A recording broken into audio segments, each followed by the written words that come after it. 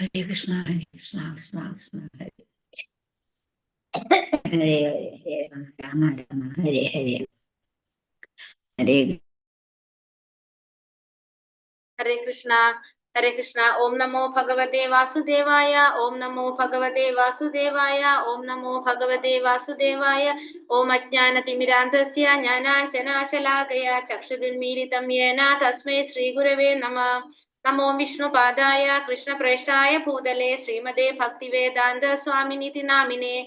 Namaste Saraswate Deve Gauravani Pracharine Nirvishesha Shunyavadi Paschatya Deshadarine. जय श्री कृष्ण चैतन्य प्रभु नित्यानंद श्री अद्वैत गदाधर श्रीवासादि गौर भक्त वृंद हरे कृष्ण कृष्ण कृष्ण हरे हरे हरे राम राम राम हरे हरे ഹരേ കൃഷ്ണ. ശ്രീ ശ്രീ രാധാ ഗോവിന്ദ് ടെമ്പിൾ ഇസ്കോൺ മാംഗ്ലൂരിന്റെ ഉപദേശാമൃതം ക്ലാസ്സിലേക്ക് എല്ലാവർക്കും സ്വാഗതം. ഹരേ കൃഷ്ണ. എല്ലാവർക്കും പ്രണാമം. വീഡിയോ ഓണാക്കാൻ സാധിക്കുന്നവരൊക്കെ വീഡിയോ ഓണാക്കി കുറേ പേര് വീഡിയോ ഓഫ് ആക്കിയിട്ടിരിക്കുന്നത്. ഹരേ കൃഷ്ണ.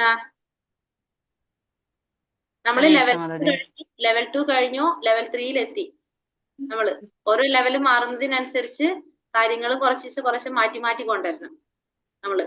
അപ്പോ ലെവൽ 3 ക്ലാസ്സിലെത്തി നമ്മളിപ്പോ. ഉപദേശാമൃതം ഉപദേശങ്ങൾ കേട്ടുകൊണ്ടിരിക്കുക.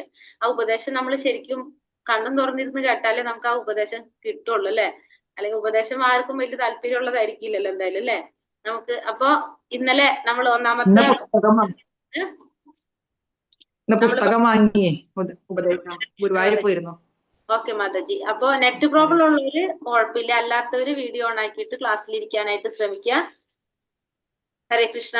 അപ്പൊ ഒന്നാമത്തെ ശ്ലോകം എന്താണ്? ഇന്നലെ ഒന്നാമത്തെ ശ്ലോകത്തിൽ നമ്മൾ പറഞ്ഞത് ശ്ലോകത്തിന്റെ മീനിങ് എന്താ പറഞ്ഞ ചോദിക്കണോ അതോ ആരെങ്കിലും പറയോ? ഹരേ കൃഷ്ണ. ബീന മാതാജി മ്യൂട്ട്. ഹരേ കൃഷ്ണ. മായ അന്ധകാരം പോലെയാണ്. അല്ല, അതല്ല. ശ്ലോകത്തിൽ പറഞ്ഞത് എന്താണ്? ഉപദേശം പറഞ്ഞത് എന്താണ്? ബീന മാതാജി പറഞ്ഞേ. വാക്ക്, മനസ്സ്, ഉദരം, ഉൽപാദനേന്ദ്രിയം, ക്രോധം, ഈ 5 ഇന്ദ്രിയങ്ങളെയും അടക്കാൻ ഈ അടക്കി കഴിയുമ്പോ ഈ അവര് ധീരനാകുന്നു. അപ്പൊ അവര് ഭൂമിയില് എല്ലാ ശിഷ്യരെയും ഉൽപാദിപ്പിക്കാൻ എന്നാണ് ശ്ലോകത്തിനകത്ത്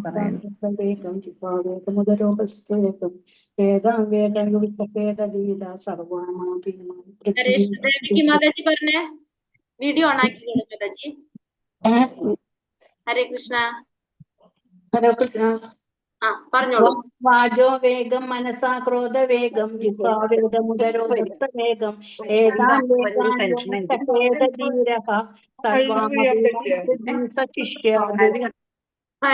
മാതാജി ഒന്നും കൂടി മ്യൂട്ടിലായിട്ടുണ്ട്. അൺമ്യൂട്ട് ചെയ്തിട്ട് പറഞ്ഞോളൂ. എല്ലാവരും മ്യൂട്ടിലിരിക്കട്ടോ. ഹരേ കൃഷ്ണ. മാതാജി ഒന്ന് അൺമ്യൂട്ട് ചെയ്തോളൂ. ദേവകി മാതാജി.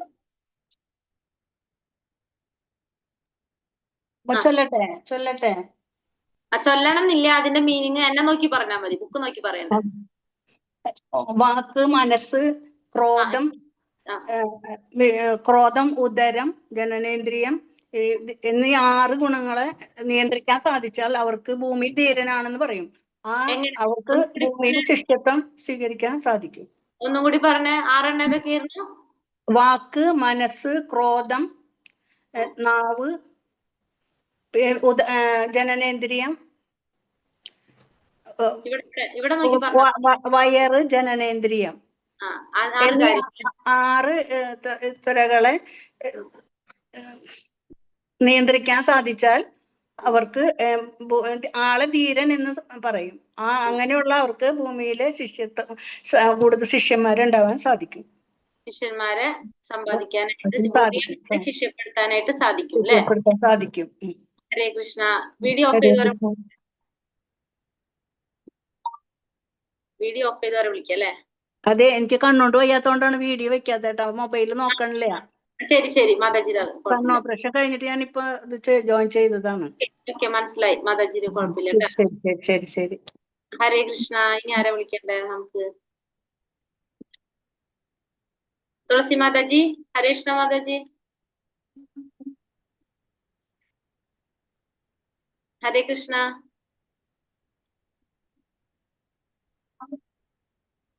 കേൾക്കുന്നുണ്ടോ?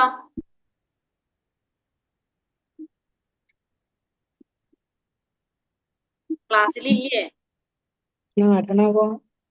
തുളസി മാതാജി ഉണ്ടോ?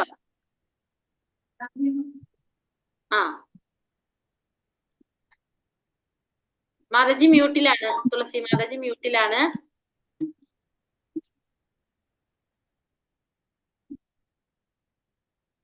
പറയുന്നുണ്ടോ മാതാജി? ഓരോരുത്തർ ലെഫ്റ്റ് ആയി തുടങ്ങി. വിളിച്ചോളൂ. ക്ലാസ്സിലിരിക്കുമ്പോ പരമാവധി എല്ലാവരും വീഡിയോ ഓൺ ആക്കിയിട്ട് ക്ലാസ്സിലിരിക്കാനായിട്ട്. നമ്മൾ ലെവൽ 1 തൊട്ട് നമ്മൾ പറയുന്ന കാര്യമാണ്. ക്ലാസ്സിൽ വീഡിയോ ഓൺ ആക്കിയിട്ട് ക്ലാസ്സിലിരിക്കണം. ലെവൽ 1 അഡ്മിഷൻ എടുക്കുമ്പോ തൊട്ട് പറയുന്നതാണ് നമ്മൾ അല്ലെ. ചെയ്യാനായിട്ട് പരമാവധി ശ്രമിക്കുക. ഈ 1 മണിക്കൂറേ നമ്മൾ ഇരിക്കുന്നുള്ളൂ. അപ്പൊ അത് ക്ലാസ്സിൽ ശ്രദ്ധിച്ചിരിക്കാൻ വേണ്ടിയിട്ടാണ്. അല്ലെങ്കിൽ മനസ്സിലായില്ല എന്ന് പറഞ്ഞു കഴിഞ്ഞിട്ടുണ്ടെങ്കിൽ നമുക്ക് ഒരു കാര്യമില്ല. കാരണം നമ്മൾ ഇവിടെ ഇരുന്നാലേ നമ്മൾ ശ്രദ്ധിക്കുള്ളൂ. അതുകൊണ്ട് വീഡിയോ ഓൺ ആക്കിയിട്ടിരിക്കാനായിട്ട്. പിന്നെ നെറ്റ് പ്രോബ്ലം ഉള്ളവർക്ക് മാത്രം എക്സംഷൻ ഉണ്ട്. അല്ലാത്തവര് വീഡിയോ ഓൺ ചെയ്ത് ക്ലാസ്സിൽ ഇരിക്കാനായിട്ട്. തുളസി മാതാജി അൺമ്യൂട്ട് ആക്കിയിട്ടുണ്ട് മാതാജി. ഹരേഷ്ണ മാതാജി പറഞ്ഞോളൂ. ഹരേ കൃഷ്ണ മാതാജി. പറഞ്ഞോളൂ. മനസ്സിന്റെ ത്വര, വാക്കിന്റെ ത്വര, ക്രോധത്തിന്റെ ത്വര, ഉദരത്തിന്റെ ത്വര, ജനനേന്ദ്രിയത്തിന്റെ ത്വര, ഇതിനെ ഇത്രയും ഈ 6 കാര്യങ്ങളെയും നിയന്ത്രിക്കാൻ കഴിവുള്ള ആളിന് ഈ ലോകം മുഴുവനും ശിഷ്യന്മാരെ ഉണ്ടാകാൻ സാധ്യമാകും. ഭൂമിയെ മുഴുവൻ ശിഷ്യപ്പെടുത്താൻ സാധിക്കുന്നവർ. ഭൂമിയെ മുഴുവൻ ശിഷ്യപ്പെടുത്താനായിട്ട് സാധിക്കും. അതെ മാതാജി. ഹരേ കൃഷ്ണ. എല്ലാവരോടും ചോദിക്കൂട്ടാ. കാരണം വെച്ചാൽ നമ്മള് ഏകദേശം നന്നായിട്ട് പഠിച്ചിട്ട് തന്നെയാണ് പോണെന്നാണ് എനിക്കൊരു തോന്നല്. കാരണം ഇത്രയും നമ്മൾ പറഞ്ഞു പോകുന്നുണ്ട്. ഇപ്പൊ 3ാമത്തെ ദിവസമാണ് നമ്മൾ ഇത് എടുക്കുന്നത് അല്ലെ. കേട്ട് തന്നെ ഇപ്പൊ പഠിച്ചിട്ടുണ്ടാവല്ലോ അല്ലെ. കേട്ട് തന്നെ പഠിക്കുന്നില്ല എല്ലാവരും. അങ്ങനെ പഠിക്കാൻ വേണ്ടിട്ട് തന്നെയാണ് അത് എടുക്കുന്നത്. രാജേഷ് പ്രഭു പറഞ്ഞോളൂ പ്രഭു. എന്നിട്ട് നാം നിർത്താം. ക്ലാസ്സിലേക്ക് കിടക്കാം. ഹരേ കൃഷ്ണ. ഇതിന് ബുക്കിന്റെ ആവശ്യമില്ല. കേട്ട് വാക്കിന്റെ ത്വര, കേട്ടിട്ടൊരു ചെറുതായിട്ടൊരു ഇതുണ്ട്. അത് ഞാൻ പറയാം. വാക്കിന്റെ പിന്നെ നാവിന്റെ ത്വര, വയറിന്റെ ഉദരത്തിന്റെ ത്വര എന്നിങ്ങനെയുള്ള 6 ഇന്ദ്രിയങ്ങളെ മനസ്സ്, ശരീരം, ഇന്ദ്രിയങ്ങള്, മനസ്സ്, വാക്ക്, വായ, ഉൽപാദനേന്ദ്രിയം, ക്രോധം, പിന്നെ ഉദരം. ജിഹ്വ പറഞ്ഞില്ല. ജിഹ്വ പറഞ്ഞോ? ജിഹ്വ അതന്നെ. പറഞ്ഞില്ല. നാവ് പറഞ്ഞു, മനസ്സ് പറഞ്ഞു, ഉൽപാദനേന്ദ്രിയം പറഞ്ഞു, പിന്നെ ഉദരം പറഞ്ഞു, ശരീരം പറഞ്ഞു, എല്ലാം പറഞ്ഞു. മാതാജി ശരീരം പറഞ്ഞിട്ടുള്ളോ? ശരീരം ഞാൻ പറഞ്ഞിട്ടില്ലല്ലോ. ശരീരം പറഞ്ഞിട്ടുള്ളൂ. ഞാൻ വാക്ക്, മനസ്സ്, ക്രോധം, ഉദരം, നാവ്, ഉദരം, ഉൽപാദനേന്ദ്രിയം, ജിഹ്വ. ഇതിനെല്ലാം നിയന്ത്രിക്കുന്ന വ്യക്തിക്ക് ലോകം മുഴുവൻ ശിഷ്യന്മാരെ സമ്പാദിക്കാൻ കഴിയും. ഇത് നമുക്ക് പുസ്തകം വേണ്ട. ഇത് ക്ലാസ്സിൽ കേട്ടാൽ തന്നെ പഠിക്കും നമ്മള്.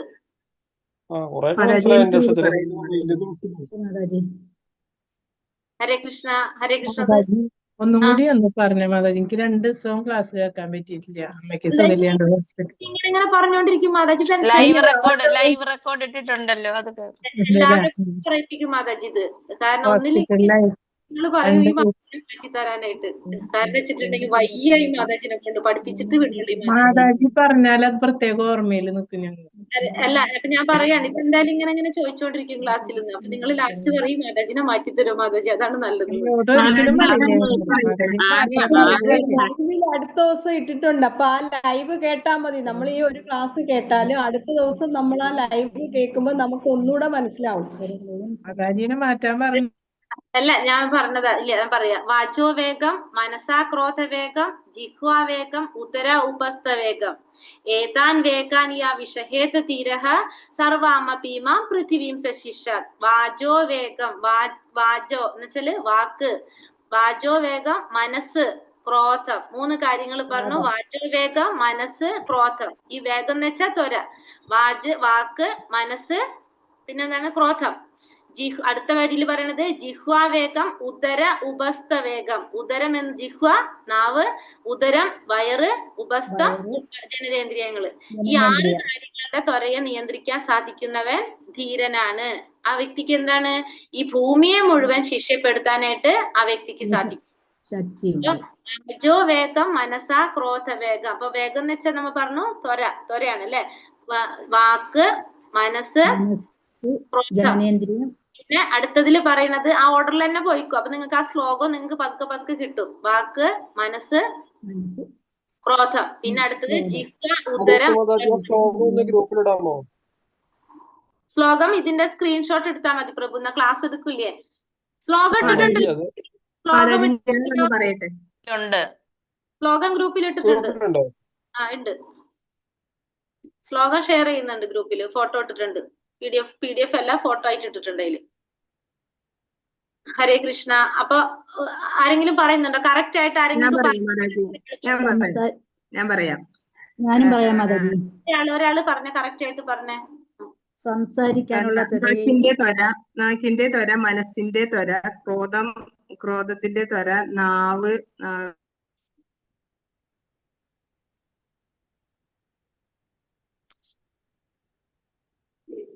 ആടിനെ ഭൂമിയിൽ മുഴുവൻ ശിഷ്യന്മാരെ ശിഷ്യപ്പെടുത്തുവാൻ സാധിക്കും.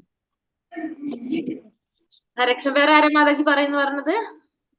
സംസാരിക്കുവാനുള്ള ത്വരയെയും മനസ്സിന്റെ വിവിധ അഭിലാഷങ്ങളെയും കോപത്തിന്റെ പ്രവർത്തനങ്ങളെയും നാവിന്റെ ത്വരകളെയും അനുഭവിക്കുന്നതിനുള്ള ത്വരകൾ, ഉദരത്തിന്റെയും ഉൽപാദനേന്ദ്രിയത്തിന്റെയും ത്വരകളെയും സഹിക്കുവാൻ കഴിവുള്ള ധീരനാണ്. അവന് ലോകം മുഴുവൻ ശിഷ്യന്മാരുണ്ടാകുവാനുള്ള അർഹതയുണ്ട്.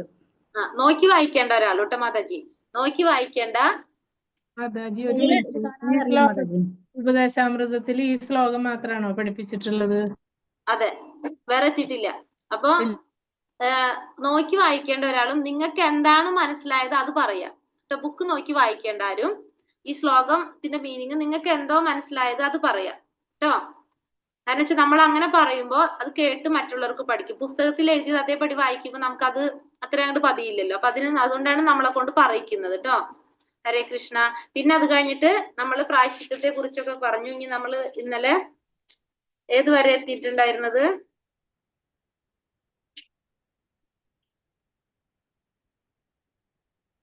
ആ 10ാമത്തെ പേജ് അല്ലേ നമ്മൾ എത്തിയത്? കൃഷ്ണൻ സൂര്യനെ പോലെ അന്ധകാരം ഉണ്ടാവില്ല, മായ ഉണ്ടാവില്ല. അതൊക്കെ കഴിഞ്ഞു. ശരീരത്തിലെ ആവശ്യങ്ങളെ 3ആയി തരംതിരിക്കാം. അതെ. ഉദരത്തിന്റെ ആവശ്യങ്ങൾ, ജനനേന്ദ്രിയത്തിന്റെ ആവശ്യങ്ങൾ, ഉദരത്തിന്റെ ആവശ്യങ്ങൾ, ജനനേന്ദ്രിയത്തിന്റെ ആവശ്യങ്ങൾ. പ്രഭു വായിച്ചോളൂ വായിക്കുണ്ടെങ്കില്. ശരീരത്തിലെ ആവശ്യങ്ങളെ 3ആയി തരംതിരിക്കാം. ജിഹ്വയുടെ ആവശ്യങ്ങൾ, ഉദരത്തിന്റെ ആവശ്യങ്ങൾ, ജനനേന്ദ്രിയത്തിന്റെ ആവശ്യങ്ങൾ. അവിടെ നിർത്തിയിട്ടുണ്ട്. ബുക്ക് ഉണ്ടെങ്കിൽ വായിച്ചോളൂ. ബുക്കില്ല, മാതാജി തരുന്ന നോട്ട്സ് ചെയ്തിരിക്കുന്നത്. വായിക്കട്ടെ മാതാജി? വായിച്ചോളൂ. ബുക്ക് അടുത്ത ആഴ്ച വായിക്കും. ശരി. ശരീരത്തിന്റെ ആവശ്യങ്ങളെ 3ആയി തരംതിരിക്കാം. ജിഹ്വയുടെ ആവശ്യങ്ങൾ, ഉദരത്തിന്റെ ആവശ്യങ്ങൾ, ജനനേന്ദ്രിയത്തിന്റെ ആവശ്യങ്ങൾ എന്നിങ്ങനെ. ഒരു ശരീരത്തിൽ ഈ 3 ഇന്ദ്രിയങ്ങളും നേർവരയിലാണ് ഉപസ്ഥിതി ചെയ്യുന്നതെന്ന് കാണാം. ശാരീരിക ആവശ്യങ്ങൾ ആരംഭിക്കുന്നത് ജിഹ്വയിൽ നിന്നാണ് എന്നും കാണാം. പ്രസാദ ഭക്ഷണം എന്ന ക്രിയയിൽ മാത്രം ജിഹ്വയുടെ ആവശ്യങ്ങളെ നിയന്ത്രിച്ച് നിർത്താമെങ്കിൽ ഉദരത്തിന്റെയും ജനനേന്ദ്രിയത്തിന്റെയും അഭിലാഷങ്ങൾ താനെ നിയന്ത്രിക്കപ്പെടുന്നതാണ്. ഇത്തരുണത്തിൽ ശ്രീല ഭക്തി വിനോദ ഠാക്കൂർ പ്രസ്താവിക്കുന്നത് ശ്രദ്ധിക്കുക. ശരീര അവിദ്യാജാല ജഡേന്ദ്രിയ താഹേ കാല ജീവേ ഫേലെ വിഷയസാഗരെ താരമധ്യേ ജിഹ്വാതി ലോഭമയ സുദുർമതി താകേ ജേതാ കഠിന സംസാരേ കൃഷ്ണബെട ദയാമയ കരിബാരേ ജിഹ്വാജയ സ്വപ്രസാദ അന്നദിലഭായ് സേയി അന്നാമൃത ഖാവോ രാധാകൃഷ്ണ ഗുണഗാവോ പ്രേമ ഢാക ചൈതന്യ നിതായ്. അല്ലയോ ഭഗവാനെ, ഈ ഭൗതിക ശരീരം അവിദ്യാപിണ്ഡമാണ്. ഇന്ദ്രിയങ്ങൾ മൃത്യുവിലേക്ക് നയിക്കുന്ന മാർഗങ്ങളിലൂടെ കൂടെ യന്ത്രവും. ഏതോ വിധത്തിൽ വിഷയസുഖാനുഭവത്തിന്റെ സാഗരത്തിൽ ഞങ്ങൾ വീണു കുടുങ്ങിയിരിക്കുന്നു. എല്ലാ ഇന്ദ്രിയങ്ങളിലും വെച്ച് ജിഹ്വയാണ് ഏറ്റവും അത്യാർത്തിയുള്ളതും നിയന്ത്രിക്കുവാൻ വയ്യാത്തതും. ഈ ലോകത്തിൽ ജിഹ്വാ വിജയം ദുസാധ്യമായിരിക്കുന്നു.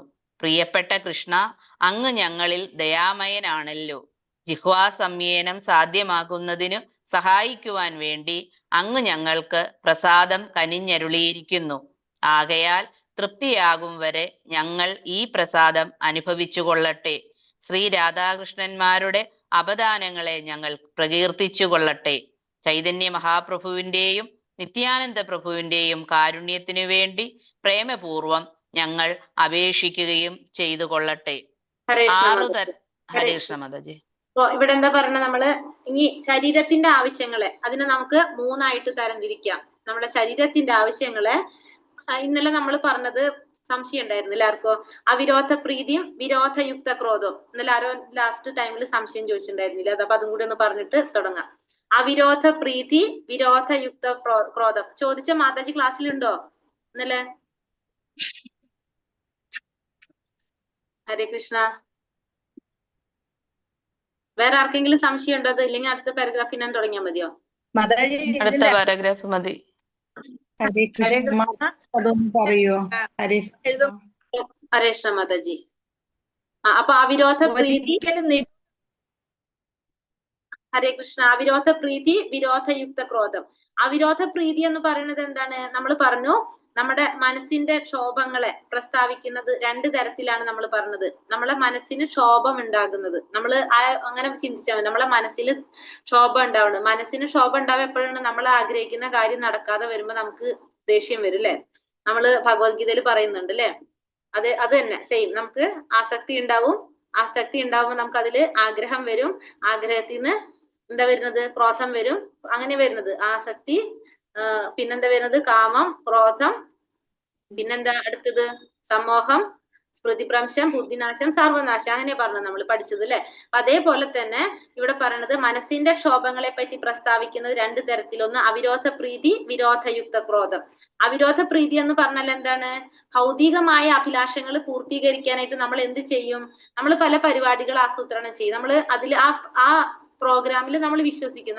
നമ്മൾ ആഗ്രഹിക്കുന്ന കാര്യങ്ങൾ, ഭൗതികമായിട്ടുള്ള അഭിലാഷങ്ങള് പൂർത്തീകരിക്കാൻ വേണ്ടിയിട്ട് നമ്മൾ ഉണ്ടാക്കുന്ന കുറെ പ്രോഗ്രാമുകൾ, അല്ലെങ്കിൽ അതിലുണ്ടാവുന്ന വിശ്വാസം. കാരണം നമ്മൾ എന്താണ്? നമ്മൾ ആ പദ്ധതിയിൽ നമ്മൾ വിജയിക്കും. അതാണ് നമ്മൾ ചിന്തിക്കുന്നത്. നമ്മൾ ആഗ്രഹിക്കുന്ന ഒരു കാര്യം നടക്കാൻ വേണ്ടിയിട്ട്, നമ്മൾ ആ അഭിലാഷങ്ങൾ പൂർത്തീകരിക്കാൻ വേണ്ടിയിട്ട് നമ്മൾ പ്ലാൻ ചെയ്യില്ലേ? ആ പ്ലാനിങ് അങ്ങനെ പറയാം നമുക്ക്. നമ്മളൊരു കാര്യം നടക്കാൻ വേണ്ടി നമ്മൾ പ്ലാൻ ചെയ്യാണ്. അതിന് നമുക്ക് എന്ത് പറയാം? അപ്പൊ പ്ലാൻ നടക്കുന്ന ഒരു വിശ്വാസം നമുക്കുണ്ട്. അതാണ് അവിരോധ പ്രീതി എന്ന് പറയുന്നത്.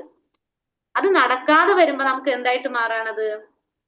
ക്രോധമായിട്ട് മാറും. അതാണ് വിരോധയുക്ത ക്രോധം എന്ന് പറയുന്നത്. ക്ലിയർ ആയോ ഞാൻ പറഞ്ഞത്? ഹരേ കൃഷ്ണ. മിനി മാതാജി ചോദിച്ചത് അല്ലെ? അഭിലാഷങ്ങൾ പൂർത്തീകരിക്കാൻ വേണ്ടി മനസ്സിലായോ? അപ്പൊ അതായത്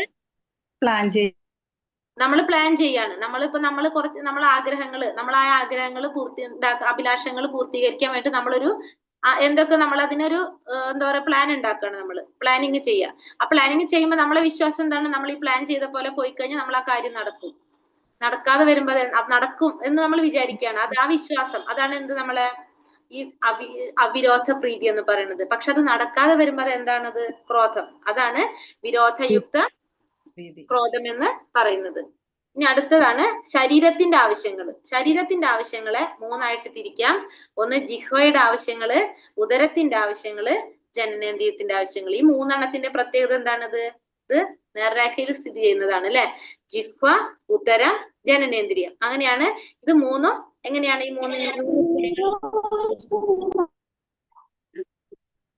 ഹരേ കൃഷ്ണ. ഇത് മൂന്നും നേർ വരയിലാണ് ഇത് സ്ഥിതി ചെയ്യുന്നത്. അപ്പോ നമ്മൾ ജിഹ്വയിൽ നിന്നാണ് നമുക്ക് ഇതെന്ത് ആരംഭിക്കുന്നത്, ഈ ശാരീരിക ആവശ്യങ്ങൾ ആരംഭിക്കുന്നത് എന്തിൽ നിന്നാണ്? ജിഹ്വയിൽ നിന്നാണ് ഇത് ആരംഭിക്കുന്നത്. അപ്പോ പ്രസാദ ഭക്ഷണം എന്ന ക്രിയയിൽ മാത്രം ജിഹ്വയുടെ ആവശ്യങ്ങളെ നിർത്താൻ സാധിക്കാമെങ്കിൽ നമുക്ക് എന്തിനേയും കൂടി നിയന്ത്രിക്കാൻ സാധിക്കും? ഉദരത്തിന്റെയും ജനനേന്ദ്രിയത്തിന്റെയും അഭിലാഷങ്ങൾ താനെ നിയന്ത്രിക്കാൻ സാധിക്കും. അപ്പൊ ഫസ്റ്റ് നമ്മൾ നിയന്ത്രിക്കേണ്ടത് എന്തിനാണ്? ജിഹ്വയെയാണ് നമ്മൾ നിയന്ത്രിക്കുന്നത്. അതിനാണ് നമ്മൾ 2 കാര്യം ചെയ്യണമെന്ന് പറയുന്നത്. ഏതൊക്കെയാണ്? ജിഹ്വയുടെ ആവശ്യം, ജിഹ്വനെ നിയന്ത്രിക്കണമെങ്കിൽ നമ്മൾ എന്ത് വേണം? നാവിനെ നിയന്ത്രിക്കാൻ നമുക്ക് എന്തൊക്കെ ചെയ്യേണ്ടത്? 2 കാര്യങ്ങളാണ് ചെയ്യുന്നത്. ലീലകളും പറയണം. കൃഷ്ണ നാക്ക് ആഹാരം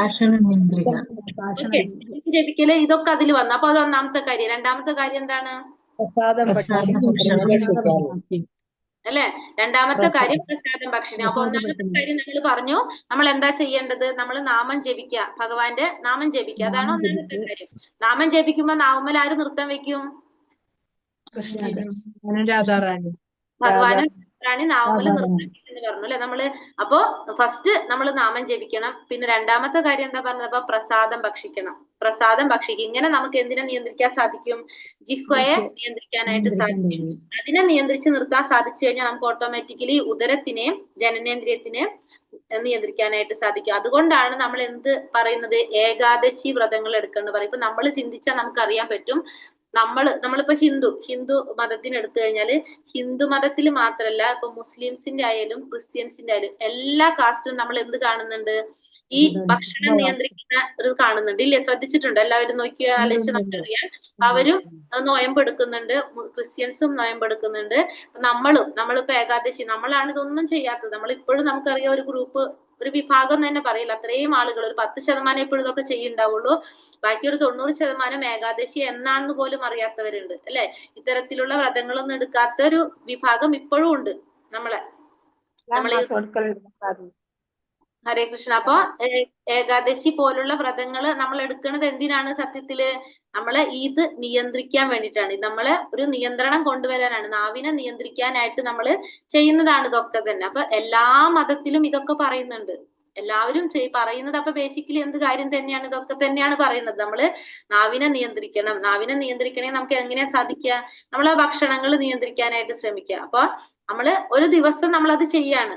അപ്പൊ അതിന്റെ ഉദ്ദേശം ഇന്ദ്രിയ നിയന്ത്രണം, നാവിന്റെ നിയന്ത്രണമാണ് നമ്മൾ പറയുന്നത്. അപ്പൊ അത് പിന്നെന്താണ്? നാവിനെ നിയന്ത്രിച്ചിട്ട് ശ്രീല ഭക്തി വിനോദ ഠാക്കൂർ പ്രസ്താവിക്കുന്നത്, ഇത് നമ്മള് മറ്റേ ബ്രിഡ്ജ് കോഴ്സിൽ നമ്മൾ പറഞ്ഞിട്ടുണ്ടായിരുന്നു. ശരീര വിദ്യാജാൽ ജഡേന്ദ്രിയ താഹേജാൽ ജീവേ ഫരെ വിഷയ സാകാരെ താര മധ്യ ജിഹ്വാതി ലോപമായ സുതിർമതി താകെ ചേത കഠിന സംസാരെ കൃഷ്ണബായ ദോയമായി കരിബാരോ ജിഹോജായ് സ്വപ്രസാദ അന്നദിലോബായ് സെയി അന്നാമൃത ഖാവോ രാധാകൃഷ്ണ ഗുണഭാവോ പ്രേമഠക്ക ചൈതന്യ നിത്തായ് ജയ് നിത്തായ് ജയ് നിമായി. അതായത് ഞാൻ പറഞ്ഞിട്ടുണ്ടായിരുന്നു, പ്രസാദം കഴിക്കുന്നതിന് മുന്നേ നമ്മൾ എന്ത് ചൊല്ലണം എന്ന് പറഞ്ഞു? ഒരു പ്രസാദത്തിനെ ഓണർ ചെയ്യുന്ന ഒരു മന്ത്രം ഉണ്ട്. ആ മന്ത്രം ചൊല്ലണം എന്ന് പറഞ്ഞിട്ട് ഞാൻ പറഞ്ഞു. ടൈമിംഗ് ടേബിൾ മേലെ എല്ലാവരോടും എഴുതി വെച്ചിട്ട് പഠിക്കാന്ന് പറഞ്ഞു. ഓർമ്മയുണ്ടോ? അത് ഫോട്ടോ എടുത്ത് മാതാജി ഗ്രൂപ്പിൽ ഇട്ടിട്ടുണ്ടാവും. വന്നിട്ടത് ഓർമ്മയുണ്ടോ? ഇപ്പൊ ഞാനീ വായിച്ചത്, മാതാജി നേരത്തെ വായിച്ച ഒരു ശ്ലോകം, ശരീരാവിദ്യാചാൽ എന്ന് പറഞ്ഞിട്ടുള്ളത്. അപ്പൊ അതായത് നമ്മുടെ ശരീരം എങ്ങനെയാണെന്ന് പറഞ്ഞാൽ അവിദ്യാ പിണ്ഡമാണ് ശരീരം എന്ന് പറഞ്ഞിട്ട് വരുന്നതാണത്.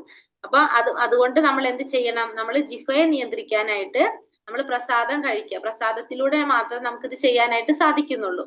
അപ്പൊ ഒന്നാമത്തത് അതാണ്. അപ്പൊ ജിഹ്വയുടെ ആവശ്യങ്ങള്, പിന്നെ ഉദരത്തിന്റെ ആവശ്യങ്ങള്, ജനനേന്ദ്രിയത്തിന്റെ ആവശ്യങ്ങള്. ജിഹ്വയുടെ ആവശ്യങ്ങളെ നിയന്ത്രിക്കാൻ സാധിച്ചാൽ നമുക്ക് ഉദരത്തിന്റെയും ജനനേന്ദ്രിയത്തിന്റെയും ആവശ്യങ്ങളെ നിയന്ത്രിക്കാനായിട്ട് സാധിക്കും. പിന്നെ പ്രസാദ ഭക്ഷണം എന്ന ക്രിയയിൽ മാത്രം ജിഹ്വയുടെ ആവശ്യങ്ങളെ നിയന്ത്രിച്ചാൽ നമ്മൾ പറഞ്ഞു ജനനേന്ദ്രിയത്തിന്റെ പിന്നെ ഇതേപോലെ തന്നെ ഉദരത്തിന്റെയും ആവശ്യങ്ങളെ നിയന്ത്രിക്കാനായിട്ട് സാധിക്കും. താനെ നിയന്ത്രിക്കാം. ഇനി 6 തരം രസരുചികളുണ്ട്. അവയിൽ ഒന്നിനാൽ പ്രക്ഷുബ്ധനായാൽ അയാൾ ജിഹ്വയുടെ വേഗത്തിന് അധീനനായി കഴിഞ്ഞു എന്നർത്ഥം. ഈ രസങ്ങൾ അല്ലെ, 6 തരത്തിലുള്ള രസങ്ങളുണ്ട്. ഇതിൽ ഏതെങ്കിലും ഒന്നില് നമുക്ക് അതിനോട് ആഗ്രഹം വന്നു കഴിഞ്ഞാൽ നമുക്ക് എന്ത് പറയാനായിട്ട് സാധിക്കും? നമ്മൾ അതിന്റെ അധീനനായി എന്ന് പറയാനായിട്ട് സാധിക്കും. അതിന്റെ ത്വരയ്ക്ക് അധീനനായി എന്ന് നമുക്ക് പറയാനായിട്ട് സാധിക്കും. കാരണം നമ്മൾ ആ രുചിക്ക് വേണ്ടിയിട്ടാണ് നമ്മൾ എന്ത് ചെയ്യുന്നത്? നമ്മളത് ആ ഭക്ഷണം കഴിക്കുന്നത്. അതാണ് പറയുന്നത്. അടുത്തതിലും പറയുന്നത് എന്താണ്? ചിലർ ഇറച്ചി, മത്സ്യം, ഞണ്ട്, മുട്ട, ശുക്ലശോണിൽപ്പന്നങ്ങളായിട്ടുള്ള മറ്റു വസ്തുക്കൾ നിർജീവ ശരീര രൂപത്തിൽ ഭക്ഷിക്കുവാൻ താല്പര്യമുള്ളവരായിരിക്കും. മറ്റു ചിലർ പച്ചക്കറികൾ, വള്ളികൾ, ഗോരസങ്ങൾ മുതലായവ ഭക്ഷിക്കുന്നതിൽ തൽപരരായിരിക്കും. പക്ഷെ രണ്ടു കൂട്ടരുടെയും ലക്ഷ്യം എന്താണ്? ജിഹ്വാ സന്ദർപ്പണമാണ്. ഇപ്പൊ നമ്മൾ പറഞ്ഞ ഇപ്പൊ ചിലരെന്താണ്, ഇപ്പൊ നോൺ വെജ് കഴിക്കാൻ ആഗ്രഹിക്കുന്നവര്, മറ്റ് വസ്തുക്കൾ നിർജീവ ശരീര രൂപത്തിൽ ഭക്ഷിക്കുവാൻ താല്പര്യമുള്ളവർ, അതായത് നോൺ വെജ് ഭക്ഷണങ്ങളൊക്കെ കഴിക്കാൻ താല്പര്യമുള്ളവരായിരിക്കും ഒരു കൂട്ടര്. അത് അവരുടെ താല്പര്യമാണ് അവിടെ. അത് നമ്മൾ ശ്രദ്ധിക്കണം. ആ താല്പര്യം, നമ്മളുടെ താല്പര്യമാണ് എന്ത്? നോൺ വെജ് കഴിക്കാനായിട്ട് നമ്മൾ ആഗ്രഹിക്കുകയാണ്, നമ്മുടെ ജിഹ്വ ആഗ്രഹിക്കുകയാണ് നോൺ വെജ് കഴിക്കാൻ വേണ്ടിയിട്ട്. രണ്ടാമത്തെ കൂട്ടര് പച്ചക്കറികൾ, വള്ളികൾ, ഗോരസങ്ങൾ മുതലായവ ഭക്ഷിക്കുന്നതിൽ താല്പര്യരായിരിക്കും. അപ്പൊ അവരും എന്താണ്? അവർക്കും താല്പര്യമാണ് എന്ത്? പച്ചക്കറി കഴിക്കണം, ഗോരസങ്ങൾ, അതായത് നമ്മൾ ഈ പറഞ്ഞ നോൺ വെജ് അല്ലാത്ത ഭക്ഷണങ്ങൾ കഴിക്കാനായിട്ട് താല്പര്യം. അപ്പൊ ഇത്രയും നാള് നമ്മൾ ചിന്തിക്കുക, ലെവൽ 1 കഴിഞ്ഞ് ലെവൽ 2, ലെവൽ 1 നമ്മൾ എന്താ പറഞ്ഞ? മത്സ്യം, മാംസം, മുട്ട ഒക്കെ ഒഴിവാക്കണം എന്ന് പറഞ്ഞു അല്ലെ? നമ്മൾ അങ്ങനെ പറഞ്ഞിട്ടുണ്ടായിരുന്നത്. അത് കഴിഞ്ഞിട്ട് ലെവൽ 2 വന്നപ്പോൾ നമ്മൾ പറഞ്ഞു ഭഗവാനെ ഓഫർ ചെയ്തിട്ട് നമ്മൾ കഴിക്കുക, നമ്മ ഇങ്ങനെയൊക്കെ ചെയ്യണം. അപ്പൊ ഇവിടെ ഇപ്പൊ നമ്മൾ പറയുന്നത് എന്താണ്? പച്ചക്കറി കളികൾ കഴിക്കുന്നതിലും താല്പര്യമുള്ളവരെ കുറിച്ചാണ് പറയുന്നത്. അപ്പൊ നമ്മളെ രീതിയിൽ എന്താണ്? അപ്പൊ നോൺ വെജ് നമ്മൾ കഴിക്കുന്നില്ല, നമ്മൾ ഫുള്ള് വെജിറ്റേറിയൻ ആണെങ്കിൽ നമ്മൾ എന്താണ്? നമ്മൾ ചെയ്യുന്നത് നല്ല കാര്യമാണ് അല്ലെ? അതാണ് ഇപ്പൊ നമുക്ക് അതൊന്ന് മാറ്റി പിടിക്കാണ് ഇവിടെ. എന്താ പറയണത്? നോൺ വെജ് കഴിക്കുന്നവർക്ക് അതിൽ താല്പര്യമുള്ളത് കൊണ്ട് അവരത് കഴിക്കണം. അപ്പൊ ജിഹ്വയുടെ താല്പര്യത്തിനാണ് അവിടെ എന്ത് കൊടുക്കുന്നത്? അവിടെ പ്രാധാന്യം കൊടുക്കുന്നത്. രണ്ടാമത്തെ കൂട്ടര് പച്ചക്കറികൾ കഴിക്കാൻ വേണ്ടിയിട്ട് അവരും എന്ത് ചെയ്യാണ്? അവരും അതിൽ താല്പര്യം കാണിക്കുകയാണ്. അവിടെയും എന്താണ് നടക്കുന്നത്? ജിഹ്വയുടെ താല്പര്യം തന്നെയാണ് അവിടെ നടക്കുന്നത്. മനസ്സിലാവുണ്ടോ ഞാൻ പറഞ്ഞത്? ഹരേ കൃഷ്ണ. എന്താണ് ഒന്നുകൂടെ ഒന്ന് വ്യക്തമാക്കിയേ മാതാജി, അവിടെ ഒരു സംശയം വന്നിട്ടുണ്ട്. അതായത് നമ്മളിപ്പോ ഇത്രയും നേരം നമ്മൾ പറഞ്ഞുകൊണ്ടിരുന്നതാണ്, ഇത്ര ക്ലാസ് വരെ നമ്മൾ എങ്ങനെയാ പറഞ്ഞത്? നമ്മൾ ഭക്ഷണം എന്ത് കഴിക്കണം? പച്ചക്കറികൾ കഴിക്കണം, നോൺ വെജ് കഴിക്കാൻ പാടില്ല. അപ്പൊ നോൺ വെജ് കഴിക്കുന്നതാണ് ശരിയല്ല എന്നുള്ളത് നമ്മൾ പറഞ്ഞു. ശരിയല്ല എന്നുള്ളത് നമ്മൾ ഇപ്പോഴും പറയുന്നത് തന്നെ. പക്ഷെ അതെങ്ങനെയാണ് പറഞ്ഞത്? അവരെന്തിനാ കഴിക്കുന്നത്? അവരുടെ ജിഹ്വയുടെ താല്പര്യത്തിന്, അതിനാണ്, അവരുടെ നാവിന്റെ ഒരു തൃപ്തിക്ക് വേണ്ടിയിട്ടാണ് അവര്, ആ താല്പര്യത്തിന് വേണ്ടിയിട്ടാണ് അവര് നോൺ വെജ് കഴിക്കുന്നത്. ഇനി പച്ചക്കറി കഴിക്കുന്നവരോ, അവരും എങ്ങനെയാണെന്നാ പറയണത്? ആ നാവിന്റെ താല്പര്യത്തിനാണ് പച്ചക്കറി കഴിക്കുന്നതെങ്കിൽ അത് രണ്ടും എന്താണ് നമ്മൾ ചെയ്യണത്? നമ്മുടെ ഇന്ദ്രിയത്തിന്റെ താല്പര്യത്തിനാണ് നമ്മൾ അത് ചെയ്യുന്നത്. നമ്മുടെ ഇന്ദ്രിയ താല്പര്യത്തിനനുസരിച്ചാണ് അത് ചെയ്യുന്നത്. അതൊന്നും കൂടി ക്ലിയർ ആക്കി തരാം. പച്ചക്കറി, ധാന്യം, ഗോരസം, ഇല ഇവ ഭഗവാന് നിവേദിച്ച് പ്രസാദമായിട്ട് കഴിക്കാവുന്നതാണ്. പിന്നെന്താ പറയുന്നത്? നല്ല രുചിയാണെന്ന് വിചാരിച്ച് പ്രസാദം അധികം കഴിച്ച് അയാൾ ജിഹ്വാ പ്രീതിക്ക് അടിമയായി തീരും. ഇപ്പൊ നമ്മൾ പ്രസാദം മാത്രം ഭക്ഷിക്കാൻ പാടുള്ളൂ എന്ന് പറഞ്ഞു അല്ലെ? അടുത്ത ലെവലിലേക്ക് നമ്മൾ കിടക്കാണ്. ഇപ്പൊ ലെവൽ 3ലേക്ക് കടന്നപ്പോഴാണ് അടുത്ത പോയിന്റ് പറയുന്നത്. പ്രസാദം മാത്രം കഴിക്കാൻ പാടുള്ളൂ എന്ന് പറഞ്ഞിട്ട് ഈ പ്രസാദവും നമ്മൾ നല്ല രുചി ഉണ്ടെന്ന് പറഞ്ഞിട്ട് കുറെ കഴിക്കുന്നത് എന്താണ്? ജിഹ്വാ പ്രീതിക്ക് അടിമയാകാണ്. അപ്പൊ നമ്മൾ അവിടെ എന്തും ചെയ്യുന്നില്ല, അവിടെ നമ്മുടെ ഇന്ദ്രിയ നിയന്ത്രണം അവിടെ വരുന്നില്ല. മനസ്സിലായോ ഞാൻ പറഞ്ഞത്? ഇപ്പൊ ക്ലിയർ ആയോ? അപ്പൊ നമ്മളായ ലെവല് മാറുന്നതിനനുസരിച്ച് ഇതിലെ പോയിന്റ്സും മാറിക്കൊണ്ടിരിക്കുകയാണ്. അതാണ് നമ്മൾ ശ്രദ്ധിക്കേണ്ടത്. നമ്മൾ ഇന്നലെ വരെ നമ്മൾ പറഞ്ഞു നോൺ വെജ് കഴിക്കാൻ പാടില്ല, ശരി, ബാക്കിയൊന്നും കുഴപ്പമില്ല, നമ്മൾ പച്ചക്കറികൾ കഴിച്ചാൽ മതി എന്ന് പറഞ്ഞു. അപ്പൊ നമുക്കൊക്കെ ഓക്കെ, നമ്മൾ പച്ചക്കറി കഴിക്കുന്നവരാണ്, കുഴപ്പമില്ല. പക്ഷെ ആ പച്ചക്കറി നമ്മുടെ ഇന്ദ്രിയാസ്വാദനത്തിനാണ് നമ്മൾ ഉപയോഗിക്കുന്നതെങ്കിൽ, അതായത് നമുക്ക് ഭയങ്കര ഇഷ്ടം, അപ്പൊ നമുക്ക് ഇഷ്ടമുള്ള ഭക്ഷണം ഭഗവാൻ ഉണ്ടാക്കിയിട്ട് ഓഫർ ചെയ്യാണ്. അപ്പൊ നമ്മളെ മനസ്സിൽ എന്താണ്? ഭഗവാൻ അത് ഓഫർ ചെയ്തിട്ട് പ്രസാദാക്കിയിട്ട് നമുക്ക് നന്നായിട്ട് കഴിക്കാം, കാരണം അത് നമുക്ക് ഇഷ്ടമാണ്. അങ്ങനെ വിചാരിച്ചിട്ട്, നല്ല രുചിയാണെന്ന് വിചാരിച്ചിട്ട് അധികം പ്രസാദം കഴിക്കുന്നതും എന്താണ്? ജിഹ്വാ പ്രീതിക്ക് അടിമയായി തീരും എന്ന് പറഞ്ഞാല് നമ്മളപ്പോ അവിടെയും എന്താണ് നടക്കുന്നത്? നമ്മുടെ ഇന്ദ്രിയ നിയന്ത്രണം അവിടെ നടക്കുന്നില്ല എന്നുള്ളതാണ് നമ്മൾ അവിടെ മനസ്സിലാക്കേണ്ടത്. ഈ ഗോരസം എന്തുവാ മാതാജി? ഗോരസം എന്തുവാണ്? ഗോരസം എന്ന് വെച്ചാൽ തൈര് മുതലായവ പശുവിൽ നിന്ന് കിട്ടുന്നതല്ല, ഗോവിൽ നിന്ന് കിട്ടുന്നത്. തൈരായിരിക്കില്ലേ? തൈര് പാലും പാലുൽപ്പന്നങ്ങളും എല്ലാതും വരും. ഗോരസം എന്ന് വെച്ചിട്ടുണ്ടെങ്കിൽ ഗോവിൽ നിന്ന് കിട്ടുന്നെല്ലാം നമുക്ക് പറയാലോ. അതാ നെയ്ക്കാണോ അങ്ങനെ പറയുന്നത്? മാതാജി, എല്ലാതും നമ്മൾ അങ്ങനെ എന്താ പറയാ, എല്ലാതും വരാം അതില്. പശുവിൽ നിന്ന് കിട്ടുന്ന, കാരണം നമുക്കത് കഴിക്കാവുന്ന ഭക്ഷണങ്ങളാണല്ലോ അതൊക്കെ. അപ്പൊ അതായത് അതെല്ലാം വരാം. പക്ഷെ അവിടെ പറയുന്നത് ഇതാണ്, പച്ചക്കറി, ധാന്യം, അതായത് നമുക്ക് കഴിക്കാവുന്ന ഭഗവാൻ ഓഫർ ചെയ്യാവുന്ന നമുക്ക് കഴിക്കാവുന്ന ഭക്ഷണങ്ങളാണ് ഈ പറഞ്ഞിരിക്കുന്നത്. ഗോരസം എന്ന് വെച്ചിട്ടുണ്ടെങ്കിൽ ഗോവിൽ നിന്ന്, അതായത് പശുവിൽ നിന്ന് കിട്ടുന്ന, അപ്പൊ പാലാകാം, തൈരാവാം, നെയ്യാവാം, വെണ്ണയാവാം, ഒക്കെ ആവാം. പിന്നെ ജല എന്നാണ് അവിടെ,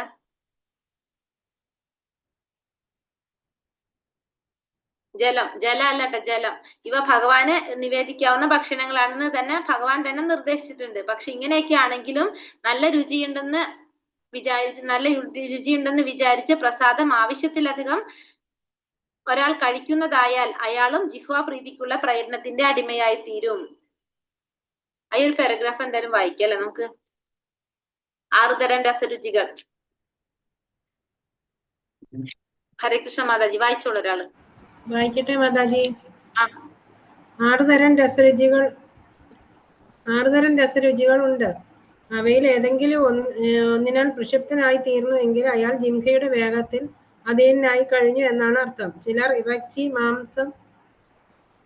മത്സ്യം, ഞണ്ട്, മുട്ടകൾ, ശുക്ല ശോണിതൽപ്പന്നങ്ങളായ മറ്റ് വസ്തുക്കൾ എന്നിവ നിർജീവ ശരീര രൂപത്തിൽ ഭക്ഷിക്കാൻ താല്പര്യമുള്ളവരായിരിക്കും. മറ്റു ചിലർ പച്ചക്കറികൾ, വള്ളികൾ, ഗോരസങ്ങൾ മുതലായവ ഭക്ഷിക്കുന്നതിൽ തൽപരന്മാരായിരിക്കും. പക്ഷെ 2 കൂട്ടരുടെയും ലക്ഷ്യം ഒന്നു തന്നെയാണ്, ജിഹ്വാസന്തർപ്പണം. ജിഹേന്ദ്രിയ തൃപ്തനത്തിനായി മാത്രം മുളക്, പുളി മുതലായ മസാല ദ്രവ്യങ്ങൾ കൂടുതൽ ചേർത്ത് ഭക്ഷണം കഴിക്കുന്ന ഏർപ്പാട് കൃഷ്ണാവബോധാനുയായികൾ ഉപേക്ഷിക്കേണ്ടതാണ്. വെറ്റില മുറുക്കൽ, ഹരിതകി, അടയ്ക്ക മുറുക്കുന്നതിന് ഉപയോഗിക്കുന്ന മറ്റു വിവിധ സുഗന്ധദ്രവ്യങ്ങൾ, പുകയില, LSD, മരിജുവാന, കറുപ്പ് മദ്യം, കാപ്പി, ചായ എന്നിവയും ജിഹ്വാപ്രീതിക്കായി സ്വീകരിക്കപ്പെട്ടു വരുന്നുണ്ട്. കൃഷ്ണന് നിവേദിച്ച പ്രസാദം മാത്രമേ ഭക്ഷിക്കുകയുള്ളൂ എന്ന ഒരു ശീലം വളർത്തിയാൽ മായയുടെ മേൽപ്പറഞ്ഞ തരത്തിലുള്ള പീഡനങ്ങളിൽ നിന്നും മോചനം ലഭിക്കും. പച്ചക്കറികൾ, ധാന്യങ്ങൾ, ഗോരസങ്ങൾ, ജലം എന്നിവ ഭഗവാന് നിവേദിക്കാവുന്ന ഭക്ഷ്യങ്ങളാണ് എന്ന് ഭഗവാൻ തന്നെ നിർദ്ദേശിച്ചിട്ടുണ്ട്. ഇങ്ങനെയൊക്കെ ആണെങ്കിലും നല്ല രുചിയുണ്ടെന്ന് വിചാരിച്ച് പ്രസാദം ആവശ്യത്തിലധികം ഒരാൾ കഴിക്കുന്നതാകയാൽ അയാളും ജിഹ്വാപ്രീതിക്കുള്ള പ്രയത്നത്തിന്റെ അടിമയായി തീരും. പ്രസാദം ഭക്ഷിക്കുമ്പോൾ അത്യന്തം രുചിപ്രദങ്ങളായ പദാർത്ഥങ്ങൾ ഒഴിവാക്കേണ്ടതാണെന്ന് ചൈതന്യ മഹാപ്രഭു നമ്മെ ഉദ്ബോധിപ്പിച്ചിട്ടുണ്ട്. നല്ല രുചിയുള്ള പദാർത്ഥങ്ങൾ ഉണ്ടാക്കി നാം ഭഗവാന് നിവേദിക്കുവാൻ തീർച്ചപ്പെടുത്തിയാൽ ആ പദാർത്ഥങ്ങൾ പിന്നീട് തനിക്ക് ഭക്ഷിക്കാമല്ലോ എന്ന ആശയോടെ ജിഹ്വാപ്രീതിക്കായി നാം പ്രവർത്തിക്കുന്നു എന്നാണ് അർത്ഥം. വിശിഷ്ട ഭോജ്യങ്ങൾ ലഭിക്കുമെന്ന ആശയോടെ ഒരു ധനികന്റെ ക്ഷണം നാം സ്വീകരിക്കുന്നു എങ്കിൽ നമ്മുടെ ലക്ഷ്യം ജിഹ്വാപ്രീതി സമ്പാദനമാണ്. ചൈതന്യ ചരിതാമൃതത്തിൽ അന്ത്യം 6:227 പ്രസ്താവിക്കപ്പെട്ടിട്ടുണ്ട്. ജിഹ്വാര ലാലസേ ഇതി ഉദിധായ ശിഷ്ണോദര പരായണ കൃഷ്ണനാഹിപായ. രസനാപ്രീതിക്ക് വേണ്ടി അങ്ങും ഇങ്ങും അന്വേഷിച്ച് നടക്കുന്നവർക്കും ഉദരത്തിന്റെയും ജനനേന്ദ്രിയത്തിന്റെയും അഭിലാഷങ്ങൾ ആസക്തിയുള്ളവർക്കും കൃഷ്ണനെ ലഭിക്കുവാൻ പ്രയാസമാണ്. ഹരേ കൃഷ്ണ മാതാജി. അപ്പൊ ഇവിടെ നമ്മളിപ്പോ എന്താ പറഞ്ഞത്, നമ്മൾ ഈ പറഞ്ഞത് തന്നെ അല്ലെ, പ്രസാദം ഭക്ഷിക്കുമ്പോ നമ്മൾ പറഞ്ഞു, ഇപ്പൊ നമ്മള് ഭഗവാൻ പറഞ്ഞിട്ടുണ്ട് എന്തൊക്കെയാണ് നമുക്ക് കഴിക്കേണ്ട കാര്യങ്ങൾ എന്ന് പറഞ്ഞിട്ടുണ്ട്, നിർദ്ദേശിച്ചിട്ടുണ്ട്. എന്തൊക്കെയാണ് പച്ചക്കറികൾ, ധാന്യങ്ങൾ, ഗോരസം, ജലം, ഇതൊക്കെ ഭഗവാന് നിവേദിക്കാവുന്ന ഭക്ഷണങ്ങളാണ് നമ്മൾ പറഞ്ഞു. പക്ഷെ പ്രസാദം ഭക്ഷിക്കുമ്പോ അത് അത്രയും രുചികരമായിട്ടുള്ളതാണെന്ന്, രുചികരമായ പദാർത്ഥങ്ങൾ ഒഴിവാക്കേണ്ടതാണെന്നാണ് ചൈതന്യ മഹാപ്രഭു പറയുന്നത്.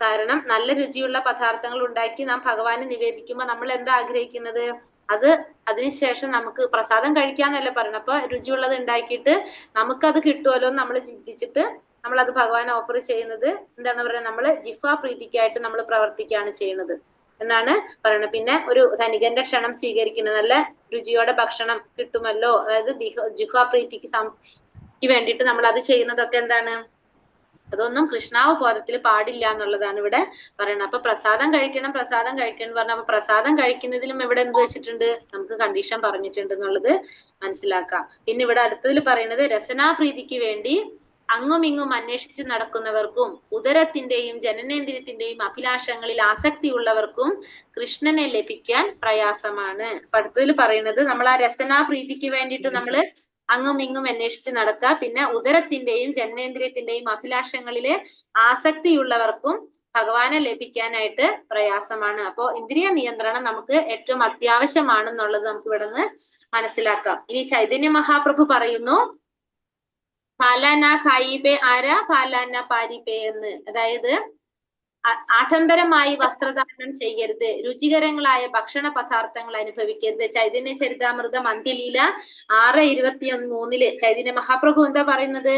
ആഡംബരമായിട്ട് വസ്ത്രധാരണം ചെയ്യാനും പാടില്ല, രുചികരങ്ങളായിട്ടുള്ള ഭക്ഷണ പദാർത്ഥങ്ങൾ അനുഭവിക്കാൻ പാടില്ല എന്നാണ് ചൈതന്യ മഹാപ്രഭു പറയുന്നത്. ഇതിലാ പറഞ്ഞത് ചൈതന്യ ചരിതാമൃതം അന്ത്യലീല. അന്ത്യം എന്നുള്ളത് അന്ത്യലീല എന്ന വായിക്കുക. അന്ത്യലീല, മധ്യലീല, ആദിലീല, അങ്ങനെ 3 തരത്തിലാണ്. നമ്മളെ ഭാഗവതത്തിലെ പോലെ തന്നെ അതിൽ സ്കന്ധം എന്ന് പറയുന്നത്, അവിടെ ലീല എന്ന് പറയുന്നത്. അപ്പൊ അന്ത്യലീലയിൽ പറയുന്നത് ആഡംബരമായി വസ്ത്രം ചെയ്യാൻ പാടില്ല, പിന്നെ അതുപോലെ തന്നെ രുചികരമായിട്ടുള്ള ഭക്ഷണ പദാർത്ഥങ്ങൾ അനുഭവിക്കാനായിട്ട് പാടില്ല. ജനനേന്ദ്രിയങ്ങളെ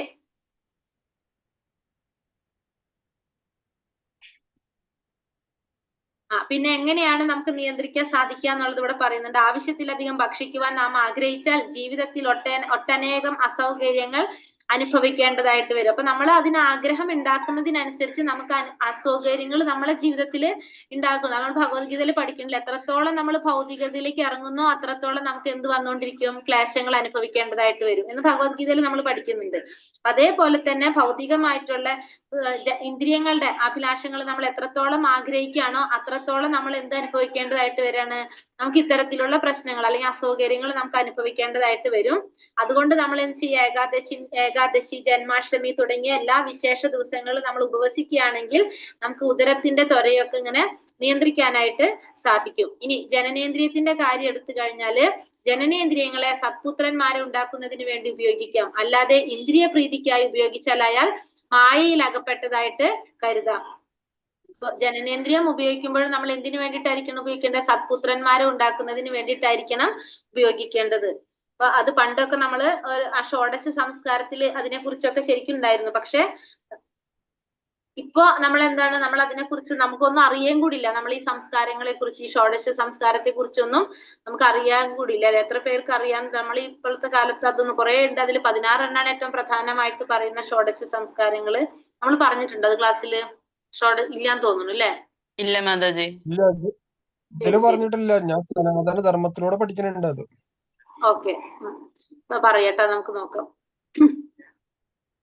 ഇനി വാക്ക്, മനസ്സ്, ക്രോധം, ജിഹ്വ, ഉദരം, ഉൽപാദനേന്ദ്രിയം എന്നീ 6 കാര്യങ്ങളിൽ നിയന്ത്രണം സാധിച്ചിട്ടുള്ളവനെ ഗോസ്വാമി എന്നും ഇന്ദ്രിയങ്ങളിൽ ആധിപത്യം ഇല്ലാത്തവനെ ഗോദാസൻ എന്നും വിളിക്കുന്നു. ഇനി ഗോസ്വാമി അല്ലെങ്കിൽ ഗോദാസൻ ആരാണെന്ന് പറയാണ്. ഗോസ്വാമി എന്ന് പറഞ്ഞാൽ എന്താണ്? ഗോ എന്ന് വെച്ചാൽ എന്താണ്? ഇന്ദ്രിയം. ഗോ എന്ന് വെച്ചാൽ എന്താ അർത്ഥം? ഇന്ദ്രിയങ്ങൾ.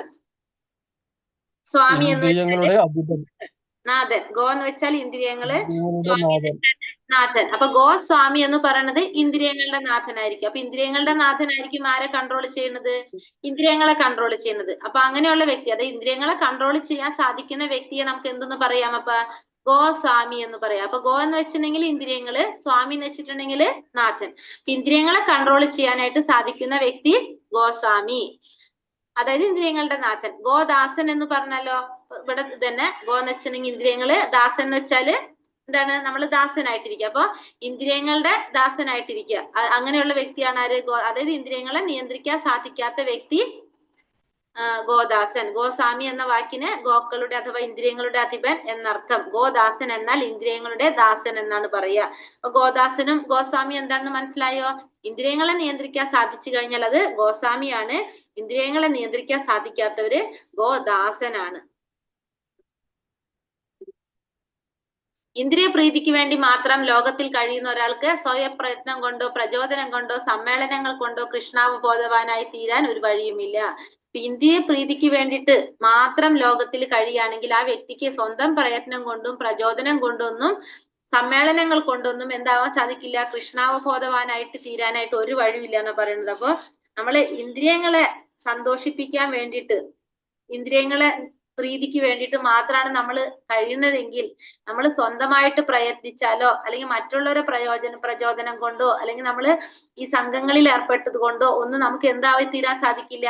ആ കൃഷ്ണാവബോധത്തിലേക്ക് വരാനായിട്ട് യാതൊരു മാർഗവും നമുക്ക് ഇല്ലാന്ന് പറയാം.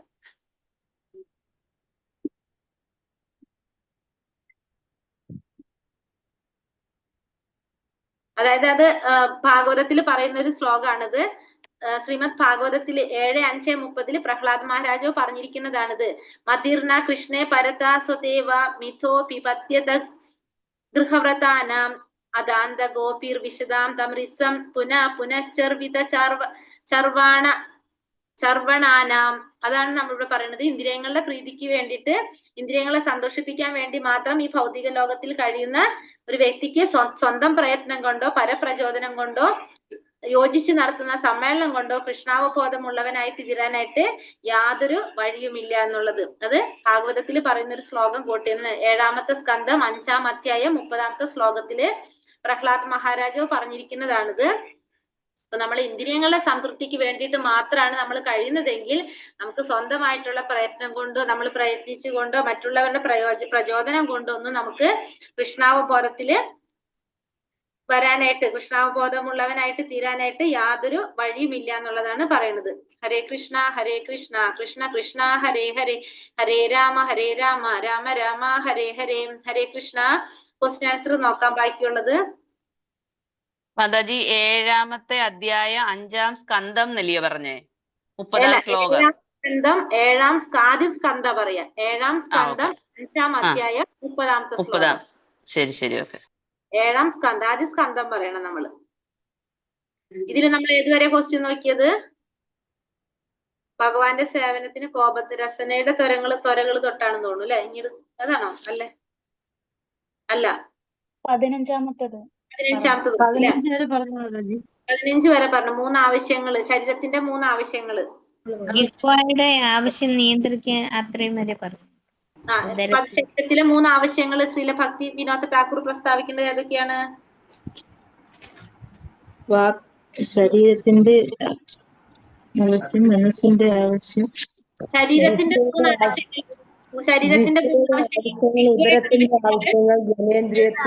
ജിഹ്വയുടെ ആവശ്യം, ഉദരത്തിന്റെ ആവശ്യം, ജനനേന്ദ്രിയത്തിന്റെ ആവശ്യം. ശരീരത്തിന്റെ ഏതൊക്കെയാണ് പറഞ്ഞ? ജിഹ്വയുടെ ആവശ്യങ്ങള്, ഉദരത്തിന്റെ ആവശ്യങ്ങള്, ജനനേന്ദ്രിയത്തിന്റെ ആവശ്യം. എങ്ങനെയുള്ളവർക്ക് കൃഷ്ണനെ ലഭിക്കാൻ പ്രയാസമാണെന്ന് പറഞ്ഞത്? പ്രീതിക്ക് വേണ്ടി അങ്ങൊന്നും അന്വേഷിച്ച് നടക്കുന്നവർക്കും ഉദരത്തിന്റെയും ജനനേന്ദ്രിയത്തിന്റെയും അഭിലാഷങ്ങളിൽ ആസക്തി ഉള്ളവർക്കും കൃഷ്ണനെ ലഭിക്കുവാൻ പ്രയാസമാണ്. അതായത് അവിടെ പറഞ്ഞത് നമ്മൾ പറഞ്ഞു, രസനത്തിന് വേണ്ടി അങ്ങും ഇങ്ങും അന്വേഷിച്ച് നടക്കുന്നവർക്കും ഉദരത്തിന്റെയും ജനനേന്ദ്രിയത്തിന്റെയും അഭിലാഷങ്ങളിൽ ആസക്തിയുള്ളവർക്കും കൃഷ്ണനെ ലഭിക്കാൻ പ്രയാസമാണ് എന്നുള്ളതാണ് നമ്മള് ഇതിൽ പറഞ്ഞത്. ഈ ഉദരത്തിന്റെ ത്വരയെ നമുക്ക് എങ്ങനെ നിയന്ത്രിക്കാൻ സാധിക്കും? ഏകാദശി, ജന്മാഷ്ടമി തുടങ്ങിയ വിശേഷ ദിവസങ്ങൾ ഉപവസിക്കുകയാണെങ്കിൽ ഉദരത്തിന്റെ ത്വരയെ നിയന്ത്രിക്കാം. ഉദരത്തിന്റെ ത്വര ഏകാദശി, ജന്മാഷ്ടമി തുടങ്ങിയ വിശേഷ ദിവസങ്ങൾ ഉപവസിക്കുകയാണെങ്കിൽ. അപ്പൊ അങ്ങനത്തെ, അതായത് വിശേഷ ദിവസങ്ങളിൽ നമ്മള് ഉപവസിച്ചിട്ടുണ്ട്. നമ്മൾ കുറെ പറയുന്നില്ല, ഉത്സവങ്ങളൊക്കെ പറയുന്നുണ്ടല്ലോ. അപ്പൊ അതിലൊക്കെ നമ്മള് ഉപവസിച്ചുകൊണ്ടൊക്കെ നമുക്ക് എന്ത് ചെയ്യാൻ പറ്റും? ഉദരത്തിന്റെ ത്വരയെ നിയന്ത്രിക്കാനായിട്ട് സാധിക്കും. ബ്രഹ്മചര്യത്തോടും നിഷ്ഠയോടും ജീവിക്കുകയാണെങ്കിൽ നമുക്ക് കൃഷ്ണാവബോധത്തിലേക്ക് ഉയർന്നു വരാൻ സാധിക്കും. മാതാജി, അടുത്തത് ഗോസ്വാമി ഗോദാസൻ എന്നാൽ എന്താണ്? ഇന്ദ്രിയങ്ങളെ നിയന്ത്രിക്കാൻ സാധിക്കുന്ന വ്യക്തി ഗോസ്വാമി, ഇന്ദ്രിയങ്ങളെ നിയന്ത്രിക്കാൻ സാധിക്കാത്ത ഗോദാസൻ. ഇന്ദ്രിയങ്ങളെ നിയന്ത്രിക്കാൻ സാധിച്ച ഗോസ്വാമി എന്ന് പറയാം, സാധിച്ചില്ലെങ്കിൽ ഗോദാസൻ എന്ന് പറയാം. ആരൊക്കെയാണ്? രൂപഗോസ്വാമി, ഗോപാല ഭട്ട ഗോസ്വാമി, ഗോസ്വാമി, സനാതന ഗോസ്വാമി, ജീവ ഗോസ്വാമി, ദാസഗോസ്വാമി, ശ്രീ ജീവ ഗോസ്വാമി. അതായത് രൂപഗോസ്വാമി, സനാതന ഗോസ്വാമി, രഘുനാഥ ഗോസ്വാമി, രഘുനാഥ ഭട്ട, പിന്നെ അതാണ് ഗോപാല ഭട്ട ഗോസ്വാമി, രഘുനാഥ ഭട്ട ഗോസ്വാമി, രഘുനാഥ ഗോസ്വാമി, രഘുനാഥ ആണ് 6 പേര്. പിന്നെ ഉപദേശാമൃതത്തിന്റെ രചയിതാവ് ആരാണ്? ആര്? ശ്രീ രൂപ ഗോസ്വാമിയാണ് ഉപദേശാമൃത